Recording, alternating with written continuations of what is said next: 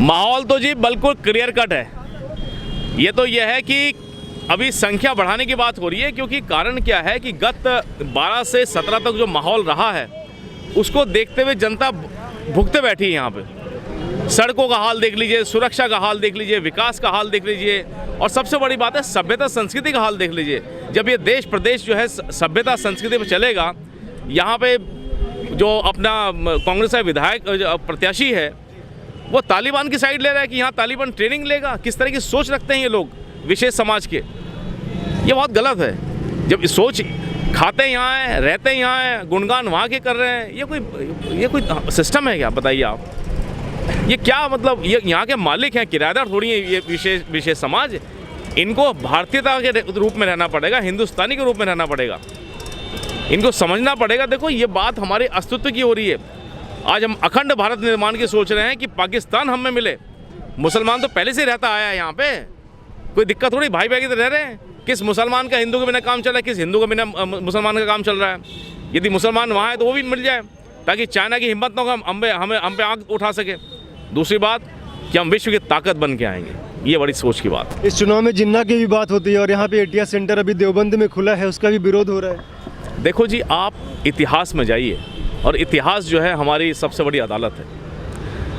यदि मालूम था कि जिन्ना एक विशेष समाज के थे और उनको लाइलाज बीमारी का मालूम चल गया था हमारे गांधी जी को, और गांधी ही परंपरा चली आ रही है, अगर उनको मालूम चल गया था लाइलाज बीमारी उनको है, टीबी, और 6 साल में उनका जो है स्वर सुधार जाएंगे, तो उनको प्रधानमंत्री बनाए थे। कम से कम 2 देश का बंटवारा तो ना होता।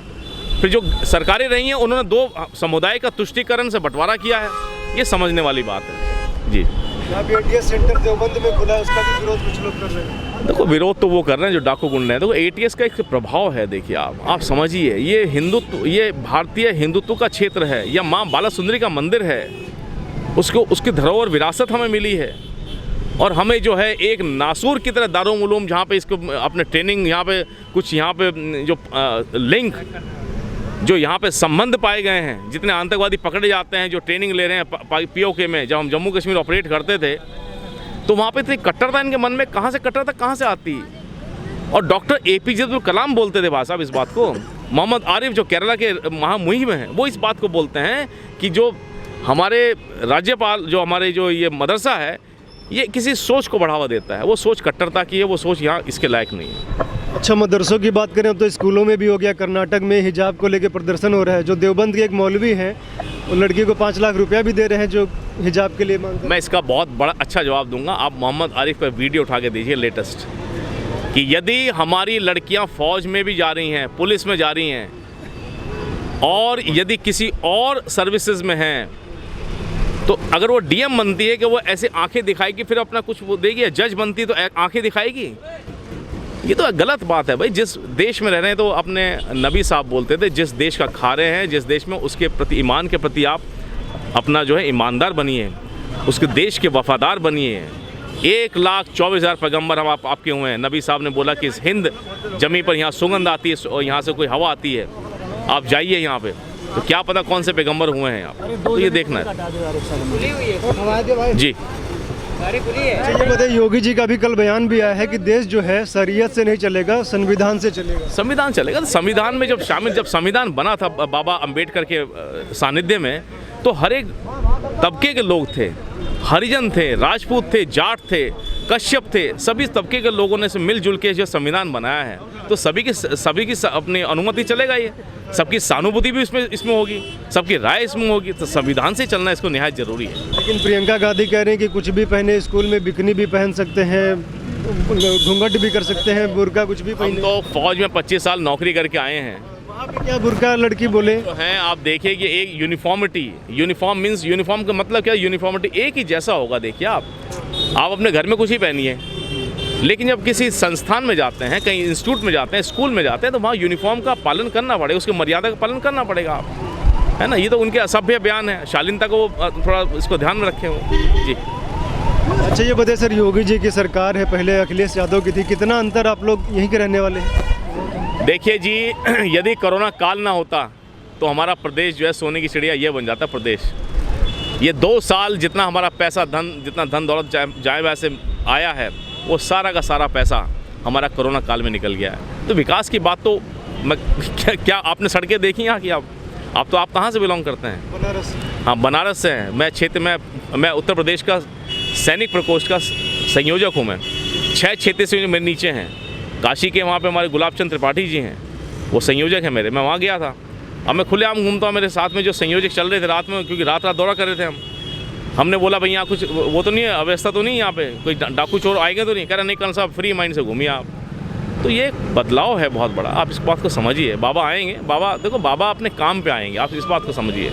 लोग बाग उनकी शक्ल देखने नहीं आते, उनके भगवा रंग नहीं देखने आते। विकास पे आएंगे। सुरक्षा बहुत बड़ा मुद्दा था यहाँ पे। पश्चिम उत्तर प्रदेश में जो यहाँ पे आपका संस्कृति का गायब होना तो अलग बात है, संस्कृति का बदलाव होना बड़ी बात है, लेकिन उसके साथ साथ यहाँ विकास क्यों नहीं हो पाए? क्योंकि यहाँ फैक्ट्रीज नहीं लग पाई, यहाँ उद्योग नहीं लग पाए। यहाँ पे इस बात को देखना हमें।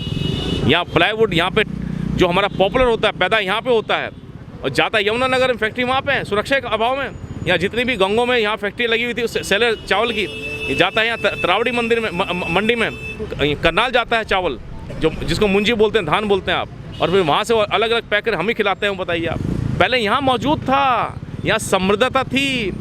यमुना और गंगा के बीच अब सबसे समृद्ध इलाका यहाँ पे ये पश्चिम उत्तर प्रदेश है, तभी यहाँ सबसे लड़ाइयाँ यहाँ हुई हैं। पानीपत बगल में है हमारे, इस चीज़ को समझना होगा जी। लेकिन जो किसान आंदोलन हुआ तो पश्चिम उत्तर प्रदेश में ही हुआ, और टिकैत बोल रहा है कि किसान परेशान। वो तो नाटक है। क्या भानु प्रकाश सिंह जो मथुरा के उसके जो सहयोगी थे उन्होंने तो एकदम आउट हो गए थे इसमें। यहाँ कॉन्ट्रैक्ट फार्मिंग होती है यहाँ पे, हमें किसान से कोई फ़र्क नहीं पड़ता। यहाँ जितना पर्ची आती है कॉन्ट्रैक्ट फार्मिंग, वो मिल उसको पर्ची देता है, उतना ही गन्ना उगाते हैं हम। जो हमारा धान और हमारा गेहूँ होता है वो केवल खाने लायक होता है, इनकी भाषा में खाने योग्य होता है वो, इससे ज़्यादा नहीं होता। हमारे शुगर मिल्स हैं यहाँ पे, हमें इससे मतलब नहीं। हमें अच्छा दाम मिल रहा है शुगर का, बढ़िया है, सब खुश हैं यहाँ पे। हमारे कश्यप साहब खुश हैं, सभी खुश हैं। क्यों खुश हो?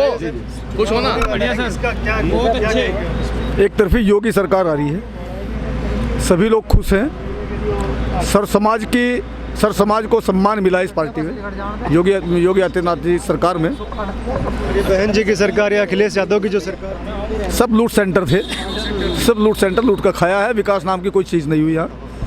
कश्यप समाज जो है बहन जी के परंपरागत वोटर भी पहले रहे। कश्यप समाज 100 के 100% पूरे प्रदेश में भारतीय जनता पार्टी के साथ है। इस बार की पहले भी थी नहीं, ये पहले से भारतीय जनता पार्टी के साथ है कश्यप समाज। हाँ जी सर जी, बात सुनो। सबसे मेन बात क्या है, हमारे यहाँ बड़गांव में व्यापारी लोग हैं, हमारी दुकान है पेस्टिसाइड के सामने। यहाँ एक बेचारा यूनियन बैंक का छोटा सा वो खोल रखा उसने काउंटर। अभी अखिलेश सरकार की बात है, 2 लड़के आए शाम के टाइम, तमंचा रखा, कितना कैश है, कहने लगे 10,000 करना दिया को पूरे को दे। उनने कहा जी भाई रुक जाए 1 मिनट, कौन है तू? कल कौन है? 2 महीने ही चटे, अरे बैग लिया हमने, दुकान बनाना बयान बचाई बेचारे के अगले की। अरे आ जाओ, कौन सा है? आ जाओ भाजी, आ जाओ ना, लड़ दे दुकानों में। सर ऐसा है, विकास की तरह दुकानों में 2012 की सरकार यहाँ सारी भ्रष्ट थी, और 2012 से 2014 में मैं आपको बताऊं, सारी योजनाओं का पिटारा खोल दिया गया है, और यहाँ पर वृद्ध और किसान अब खुश हैं। अब बहुत खुश है जी, बहुत खुश है। विकास वही करवा सको जिसका आगे पीछे कुछ नहीं होने का। समाजवादी पार्टी में 500 रुपये महीने का समाजवादी की पेंशन दी गई थी, जो वृद्धा विधवा विकलांग पेंशन थी, दिव्यांग पेंशन थी, सभी बंद कर दी गई थी। 6 महीने में 1800 रुपये पेंशन आती थी। और आज मैं आपको बताऊं, 2015 में जब हमारी सरकार आई, भाजपा सरकार आई, 2017 में भाजपा सरकार आई, तब पेंशन 1500 रुपये महीना होगी। ठीक है, पहले 1500 रुपये तिमाही आती थी, और अब 2022 में वृद्ध पेंशन 1500 रुपये प्रति माह आनी शुरू होगी।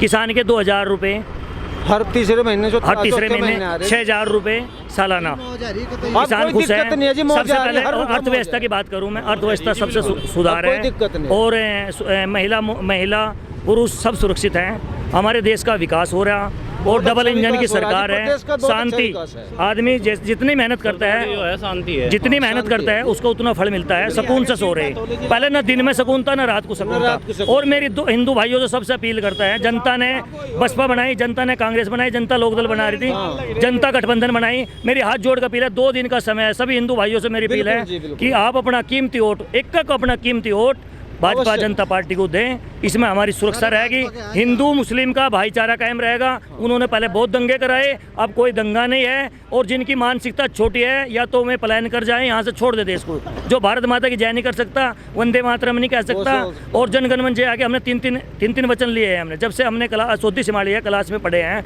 हमने तब तक शपथ लेनी शुरू करी है। ये हिंदुओं का देश है और यहाँ आज़ादी से रह रहे, सुकून से रह लेने दो। और जिनकी मानसिकता छोटी है, जो शोषण महिलाओं का शोषण करते हैं, अपहरण करके खाते हैं और एक दूसरे को पीड़ा पहुंचाने का काम करते हैं, वो यहाँ से दंगे छपा हो जा। योगी महाराज जी आगे दंगे बहुत अच्छा विकास। सच बोला, गठबंधन हावी है पश्चिम उत्तर प्रदेश में। अजी कुछ नहीं है भाई साहब, 30 भी नहीं आती, 30 जोर सा गठबंधन। भाई साहब मेरी बात सुनो भाई साहब, 4 पार्टियों का गठबंधन दिया, लेकिन ये शेर किसी पर हरा नहीं। अरे क्यों जोर से खुद अपनी वोट नहीं गिर पाया, हार के डरता है, वो किसकी गिरवाएगा? दूसरी बात भाई साहब, दूसरे को क्या ले लेंगे? नहीं भाई साहब एक बात सुनियो, किसानों के लिए बहुत 15,000 रुपये 15,000 रुपये प्रति माह बिल आता था। अब किसानों का 5 साल तक का फ्री कर दिया। पहले सरकारी टोल फ्री रूंगा था, अब सभी किसानों का। और यदि किसानों को और हिंदुओं को फ्री की आदत पड़ गई ना खाने की, तो हरिद्वार बहुत बड़ा है, वहाँ चले जाओ, फ्री खाने की आदत है। ठीक है। दूसरी बात, हमारे यहाँ देवताओं की नगरी है, मैं यहाँ को देवताओं की नगरी मानता हूँ। हमारा जिला सहारनपुर इन लोगों की मानसिकता होने के कारण देवबंद का नाम देवबंद कर दिया। यहाँ देवबंद है, यहाँ योगी आदित्यनाथ ने यहाँ के 7 विधायकों ने प्रयास करके माँ बाला सुंदरी मंदिर पे कभी मंदिर पे कोई पूजा पे के लिए नहीं जाता, भीड़ नहीं होती थी। आज माँ बाला सुंदरी का पूरे देशों में नाम विख्यात कर दिया। और शाकुंभरी माँ का यहाँ की यूनिवर्सिटी देकर योगी आदित्यनाथ जी ने यहाँ पर यूनिवर्सिटी देकर हमेशा आने वाले समय में 2 देवी हमारे यहाँ प्रकट हैं, जिनकी सीधा प्रसारण है, माँ बाला सुंदरी और माँ शाकुंभरी। यहाँ देवताओं की नगरी है। माँ गंगा, मैं आपको कहता हूँ, जो भाले वाले, मैं किसी पक्ष का विपक्षी नहीं हूँ ना, मैं न्यूज़ के आपके माध्यम से मैं किसी का बहिष्कार करता, लेकिन मानवताओं में इतने अंधे भी नहीं हुई है। अपने व्यक्तिगत रिश्ते बनाए रखिए, लेकिन सोच समझ कर। 2 दिन का समय है। प्रत्येक हिंदू भाइयों से मेरी अपील करता हूँ, फ्री यदि तुम्हें इतना खाने की आदत पड़ गया है तो मैं फिर कहूँ शाकुंभर जाइए और माँ वैष्णो भी जाइए, और यहाँ से फ्री की अपील ना करें। यहाँ पर दंगा ना फैलावे, यहाँ शांति का माहौल बनाए रखा है। मेरी हाथ जोड़कर विनती है आपके चैनल के माध्यम से। और भाई मैं यही चाहता हूँ, सुख शांति बनी रहे। 2 दिन का समय है। जिसने भी मरते दुख में, जरूरत में, हंसी में, खुशी में, यदि भगवा, जिसके अंदर भगवा की तरंग दौड़ती है, कावड़ के टेम्पो उसके अंदर बिजली से दौड़ती है, वो मानिए वो हिंदू है। और जिसके अंदर तरंग नहीं दौड़ती और भगवा पे उसका डांस करने को मन नहीं करता है, वो अपना DNA टेस्ट करावे।